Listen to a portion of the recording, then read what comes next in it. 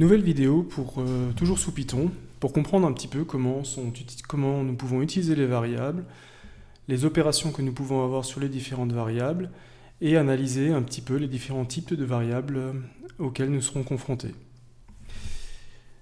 Nous allons partir dans une première partie avec les généralités sur les variables, pour voir à peu près comment initialiser une variable, affecter une valeur, et voir de quel type est la variable. Pour cela, nous allons nous lancer dans le paragraphe 1, dans lequel j'ai mis quelques exemples d'utilisation de variables, et nous allons voir comment Python interprète ces différents résultats. Pour cela, je vais lancer directement le programme, et nous allons analyser pas à pas comment Python interprète les différentes commandes que j'ai rentrées dans mon programme. La première chose que j'ai fait, j'ai mis un entier 1. Voilà. J'ai mis un entier 1 dans une variable que j'ai appelée entier. Je l'ai ensuite affiché, entier, ainsi que son type. Sans avoir spécifié que la variable était de type entier, Python est arrivé à le déterminer en fonction de la valeur à laquelle j'ai affecté entier, à savoir 1. Il a déterminé que 1 était un entier. Si je mets 1 dans entier, ça veut dire forcément que cette variable, je vais l'utiliser en tant qu'entier. Et c'est ce qu'il nous a écrit ici. Entier 1, classe int. Donc il l'a repéré en tant qu'entier. La deuxième chose que j'ai faite cette fois-ci, c'est de vouloir définir une variable décimale, c'est-à-dire avec des nombres après la virgule. Cette fois-ci, je n'ai pas mis seulement 1, j'ai mis 1.0. Donc j'ai affecté une virgule dans le nombre. Pareil, j'ai affiché comme pour la variable entière, et cette fois-ci, Python a vu que décimale a bien la valeur 1.0 et il l'a identifié en tant que float, c'est-à-dire nombre décimal. Le fait que j'ai affecté un nombre avec une virgule fait que Python l'a interprété comme un nombre décimal. Troisième exemple, cette fois-ci, avec un nombre booléen. J'ai utilisé une variable que j'ai appelée booléen, dans laquelle j'ai mis true. Booléen, ce sont des variables qui ne peuvent contenir que true ou false, c'est-à-dire vrai ou faux, et qui permettent de faire des tests logiques. J'ai mis true dedans, qui est un mot-clé de Python, et ensuite j'ai affiché ma variable, et Python a bien reconnu que booléen contient true, et la classe, le type de la variable, est bien booléen. Donc nous avons vu déjà dans cette première partie qu'il est inutile de spécifier un type. Python utilise un typage implicite, c'est-à-dire à partir du moment où vous mettez quelque chose dans la variable, Python détermine lui-même quel sera le type de la variable. Ça, c'est une grande différence pour ceux qui viennent par exemple du C, du C++ ou du Java, qui sont des langages typés. Ensuite, j'ai voulu montrer aussi quelques exemples d'utilisation qui sont propres à Python. Par exemple, il est possible d'affecter plusieurs variables en une seule ligne. C'est-à-dire que là, j'ai une variable 1, une variable 2, une variable 3, que j'ai séparées par des virgules, et je leur affecte trois valeurs, 5, 6,2 et true. Nous pouvons noter ici que même les valeurs que j'affecte ont des types différents. En effet, 5 est un entier, 6,2 est un nombre décimal, et true est un booléen. Et il arrive parfaitement à faire l'affectation, comme nous le voyons ici. Il a trouvé que la variable 1 contient 5 et est de la classe entière, la variable 2 contient 6.2 et est un nombre décimal, et enfin, la variable 3 contient true et est un booléen. Donc, c'est un raccourci que nous pouvons utiliser lors de la programmation Python pour affecter plusieurs variables d'un seul coup avec plusieurs valeurs. Encore quelque chose qui est spécifique à Python, nous pouvons inverser la valeur de deux variables. Par exemple, dans le programme jusqu'ici, nous avions la variable 1 qui contenait 5 et était un int, la variable 2 qui contenait 6.2 et était un float. Ce que j'ai décidé de faire, c'est d'échanger les valeurs de ces deux variables. Et ça, en Python, ça s'écrit très facilement. Il suffit de mettre variable 1, variable 2, égale, et ensuite vous mettez le nom des variables dans l'autre sens. Cela a pour but d'échanger les deux valeurs des variables. Et lorsqu'on affiche à la fin, là, après la permutation, on s'aperçoit que variable 1 contient bien 6,2 et est du type float, c'est-à-dire décimal, et que la variable 2 contient maintenant 5 et est de classe int. On voit bien que par rapport à l'exécution d'avant, en fait, les valeurs et les types ont été inversés. Enfin, une dernière façon d'initialiser les variables en Python, cette fois-ci c'est une initialisation multiple de variables mais avec une valeur identique. Dans cet exemple, je veux mettre par exemple 1, que la variable 1 contienne 1, la variable 2 contienne 1 et la variable 3 contienne 1. Si toutes les trois variables doivent contenir la même valeur, je peux faire un raccourci et l'écrire comme ça. var1 égale var2 égale var3 égale 1. En dessous, nous avons un print et un affichage qui nous explique, qui nous montre que tout s'est bien passé. Effectivement, var1 contient 1 et est de la classe entière, var2 également, var3 également. Et les trois variables ont le même type et la même valeur. Passons maintenant à des calculs spécifiques sur les valeurs entières. Nous l'avons vu, pour que Python détermine que nous avons affaire à des valeurs entières, il suffit d'initialiser les variables avec des nombres entiers, ou des fonctions qui retournent des entiers. C'est quelque chose que nous verrons plus loin. Voyons maintenant, si nous déclarons une troisième variable entier 3, qui va être initialisée avec la somme de entier 1 et entier 2. Eh bien, nous allons voir que entier 3 contient bien 5, qui est le résultat de 2 plus 3, et que son type est entier, puisque nous avons additionné deux nombres entiers. Donc entier plus entier donne un entier. Okay, jusqu'ici, tout va bien. Un opérateur intéressant est l'opérateur de division, car celui-ci diffère un petit peu de ce que nous avons dit jusqu'à maintenant. Nous avons vu que un entier plus un entier donnait un entier. Ici, si nous divisons un entier par un autre entier, nous pouvons obtenir en fait un nombre décimal, comme nous l'avons fait ici. Nous avons pris 2, nous l'avons divisé par 3. Et bien, le résultat de cette division est 0,6666666, qui est un nombre décimal. Dans ce cas-là, le type n'est pas maintenu. Il y a une différence entre la division avec un slash simple et la division avec un double slash. La division avec un double slash est la division entière. C'est à peu près comme ce que nous avons appris à faire à l'école primaire. Quand nous avons posé nos divisions, il y avait toujours un résultat et un reste. Et là, c'est exactement pareil.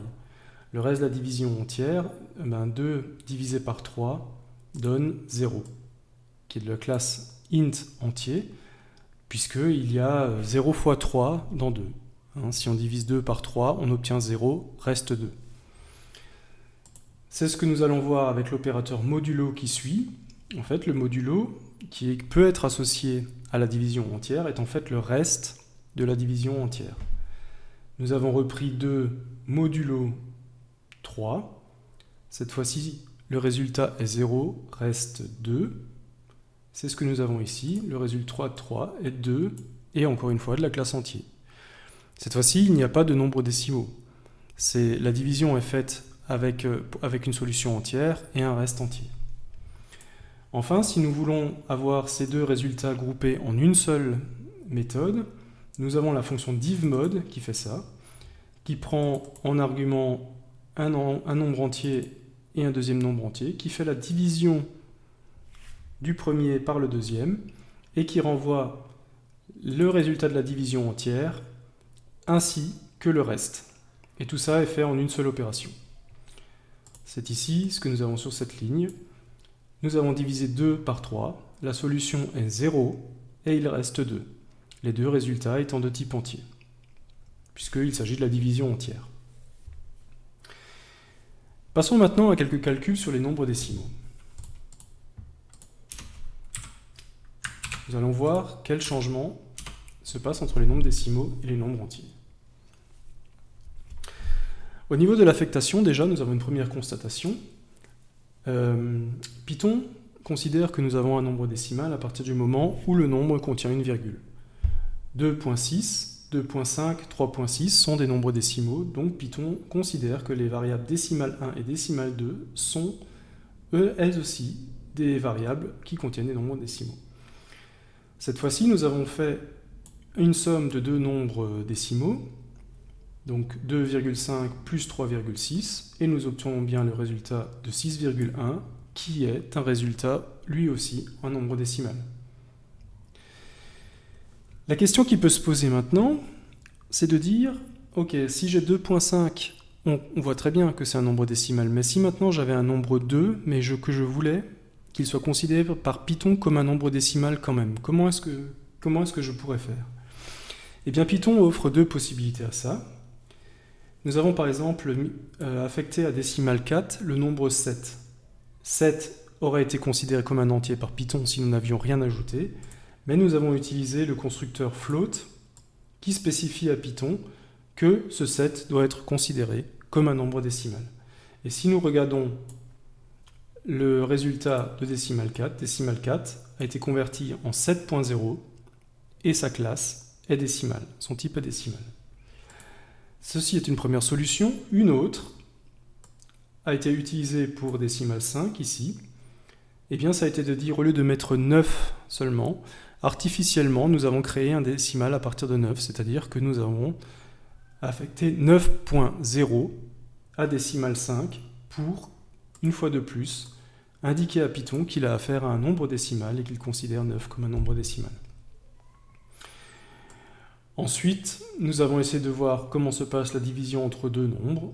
Là, elle se passe exactement comme pour les nombres entiers, et elle retourne également un nombre décimal, mais ça c'était plutôt attendu, puisque un nombre décimal divisé par un autre nombre décimal donne un nombre décimal. Je rappelle que comme pour les nombres entiers, comme pour les décimaux, une division par 0 se soldera par une erreur dans le programme. La division entière, cette fois-ci, est un petit peu différente, puisque nous faisons une division entière en ayant des opérateurs décimaux. Donc la division entière que nous avons faite, nous avons divisé 2,5 par 3,6. Ça renvoie 0, puisqu'il y a 0 fois 3,6 dans 2,5. Et le modulo fonctionne aussi pour les nombres décimaux, et cette fois-ci renvoie 2 fois 5, 2,5, puisque quand on divise 2,5 par 3,6, ça fait 0, et il reste 2,5. Voilà, ça fonctionne exactement comme cela a fonctionné pour les nombres entiers, sauf que les résultats renvoyés cette fois-ci par cette opération renvoient des nombres décimaux. Enfin, pour les nombres décimaux comme pour les nombres entiers, il est possible de grouper directement ces deux dernières commandes en une, avec la commande divmod, qui va prendre deux opérandes, décimal 1, décimal 2, il va diviser le premier par le deuxième et renvoyer résultat 4 qui est la solution de la division et résultat 5 qui est le reste de la division. Voilà pour ce qui est des nombres décimaux. Nous allons maintenant passer à un autre type qui est les nombres booléens. Les nombres booléens vont servir souvent quand on va faire des tests logiques ou des conditions d'arrêt de boucle, ce genre de choses. Un booléen, une variable booléenne, est une variable qui peut avoir que deux états, qui peut être soit vraie, soit fausse. Donc les deux seules valeurs acceptées sont true et false, comme nous l'avons vu là.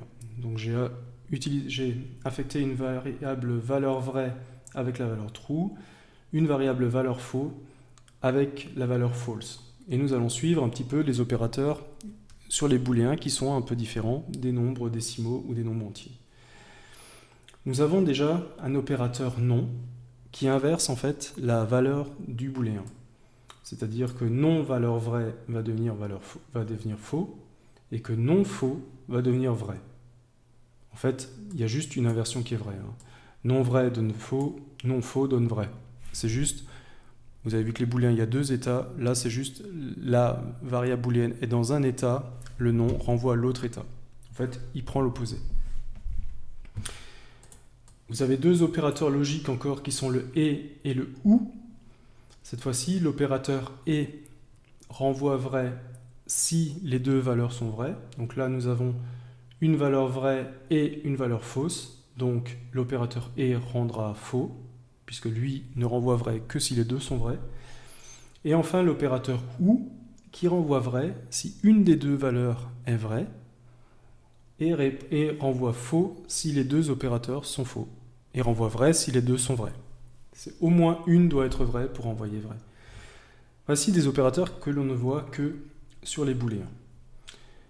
Ensuite, les variables booléennes peuvent aussi être initialisées avec les résultats d'un test, comme nous allons le voir ici.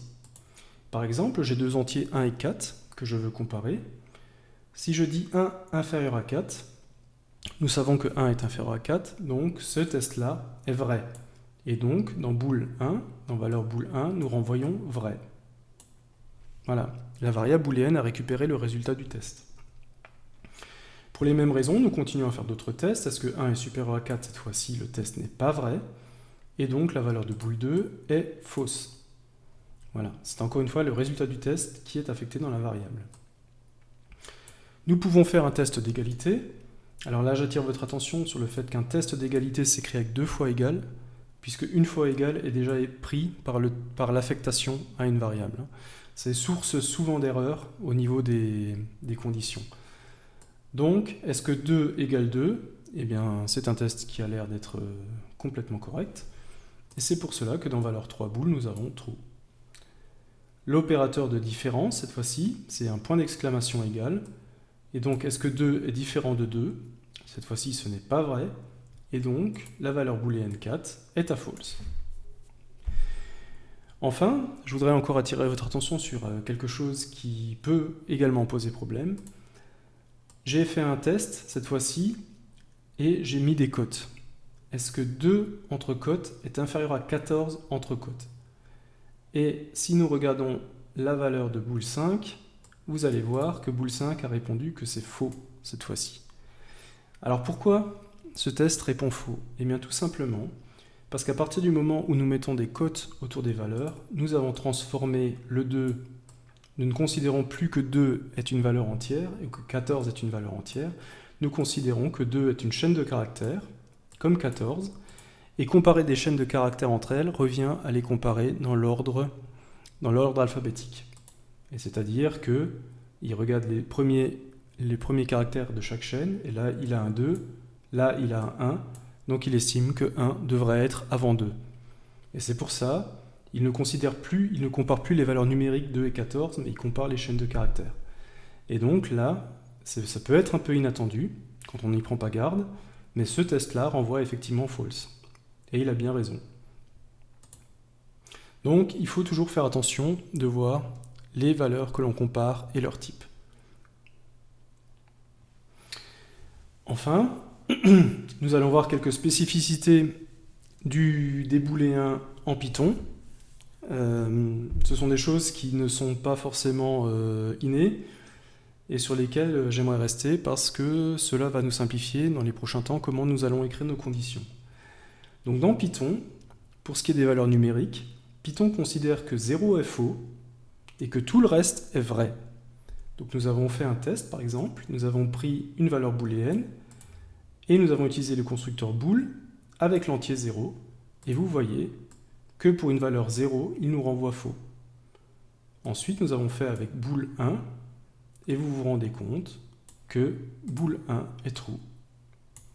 Donc, on peut retenir que pour Python, lorsque c'est 0, c'est faux, pour une autre valeur, c'est vrai. Le transtypage entre booléen et entier est quelque chose qui fonctionne. Ce qui est plus intéressant maintenant, c'est ce qui va venir plus tard, c'est quand vous voulez accéder à un tableau ou une chaîne de caractères ou toute structure qui contient plusieurs éléments, Python considère qu'un élément vide est faux et que le reste est vrai. C'est-à-dire qu'à partir du moment où un élément tableau ou un élément matrice ou un élément tuple, dictionnaire a au moins un élément, eh bien Python considère que c'est vrai et sinon c'est faux. Voyons cela avec un exemple. J'ai donc utilisé valeur bool 8 que j'ai affectée avec le constructeur bool et comme argument une chaîne vide. Valeur bool 8 est rendue false. Et j'ai mis dans valeur bool 9 le même constructeur bool avec cette fois-ci un paramètre qui contient une chaîne de caractères non vide, la chaîne blabla. Et cette fois-ci, la valeur égale true. Nous allons voir que cette spécificité du langage Python va permettre de réduire grandement certains tests ou parcours de boucle, par exemple. Nous verrons dans les parcours de boucle que vous pourrez parcourir une liste tant qu'elle n'est pas vide. Et pour cela, vous n'aurez qu'à écrire while list. Et while list sera validé si list a encore un élément et sortira de la boucle si list n'a plus d'éléments. C'est quelque chose que nous reverrons au moment où nous parlerons des boucles et des listes. Mais pour l'instant, gardez bien ceci en tête que nous pouvons convertir en booléen des chaînes de caractères ou des nombres, ce qui, au premier abord, ne saute pas vraiment aux yeux, mais Python implémente des règles pour que ce soit possible. Enfin, comme nous sommes dans le transtypage de variables, nous allons voir qu'il est possible de passer d'un type de variable à une autre. Pour cela, j'ai créé deux variables, un entier 1 qui contient 5, un décimal qui contient 3.6. Là aussi, nous avons tendance à dire 3,6, mais comme nous l'avons déjà vu dans Python, au moment où nous faisons des affectations multiples de variables, la virgule a d'autres significations dans le langage Python. Et le signe vraiment pour marquer les décimaux sera le point. Cette fois-ci, nous allons voir si nous pouvons convertir un entier en un nombre décimal et inversement. Nous avons dans un premier temps essayé de convertir un entier, donc le 5, en décimal. Pour cela, nous avons utilisé le constructeur de la classe décimale float. Qu'est-ce que cela va nous sortir? Eh bien, on voit le résultat du print, que 5 converti en décimal donne 5.0. Ce qui n'est pas surprenant, c'est ce que nous avions fait, en fait, cette manipulation. Nous avons rajouté artificiellement le point 0 à une variable pour que Python le considère comme un décimal. Maintenant, essayons de faire le chemin inverse. J'ai un décimal 1 et que je convertis en entier. Cette fois-ci, j'utilise le constructeur de la classe entier int, auquel je passe en paramètre mon décimal. Et donc, Python me convertit 3,6, converti en entier 3. Donc, ce n'est pas une valeur arrondie, comme nous pouvons le voir, c'est vraiment la partie entière du nombre. Sur 3,6, il a gardé 3. Donc nous nous rendons compte qu'il y a eu une perte d'information à ce niveau-là. Tout ce qui est après la virgule a été perdu.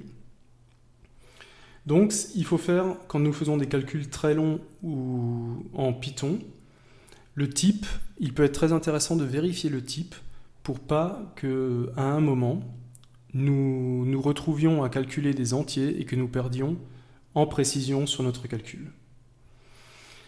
Voilà, j'espère avec ces quelques exemples vous avoir montré comment utiliser les variables, les différents types de variables.